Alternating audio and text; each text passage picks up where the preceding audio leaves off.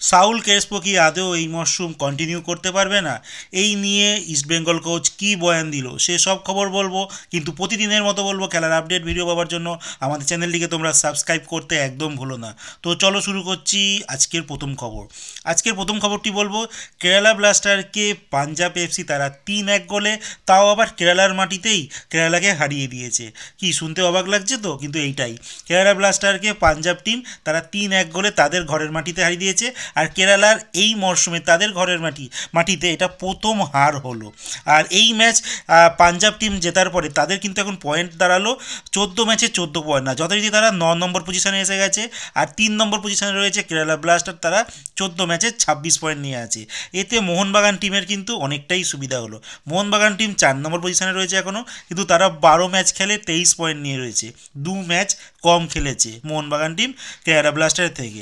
অসুবিধা হচ্ছে ইস্টবেঙ্গল টিমের, তারা কিন্তু এই পাঞ্জাবের জয়ের পর তারা 10 নম্বর স্থানে তারা নেমে গেল, কারণ ইস্টবেঙ্গল অবশ্য কম ম্যাচ খেলেছে, 12 ম্যাচে তারা 12 পয়েন্ট। এইদিকে দেখতে গেলে পাঞ্জাব টিম 14 ম্যাচে 14। ইস্টবেঙ্গলের কাছে এখনও অবধি চান্স হচ্ছে তারা টপ 6-এ শেষ করার। এছাড়াও পাঞ্জাবের কাছেও কিন্তু একটা সুবর্ণ সুযোগ এসে গেল এই একটা বড় টিমকে হারিয়ে।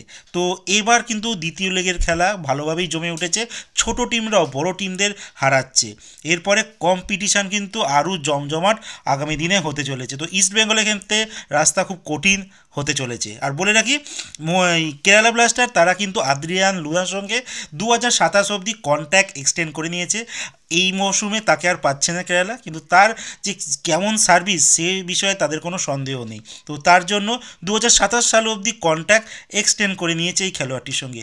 আর পাঞ্জাব এফসির একজন খেলোয়াড় আছে মাদি তালাল, এই খেলোয়াড়টির উপরও কিন্তু বাকি ক্লাবদের নজর ইতিমধ্যে পড়ে গেছে।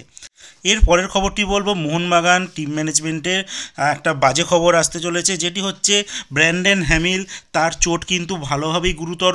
আর সম্ভবত তাদের গোয়া ম্যাচেও ব্র্যান্ডন হ্যামিলের সার্ভিস মোহনবাগান টিম পাচ্ছে না, যার জন্য মোহনবাগান টিমে কিন্তু এবার একটু বিপাকে পড়তে হতে পারে। আর ব্র্যান্ডন হ্যামিল না থাকা কতটা যে গুরুত্বপূর্ণ লাস্ট কিছু ম্যাচে মোহনবাগানের ডিফেন্সের অবস্থা দেখেই তার প্রমাণ পাওয়া যাচ্ছে।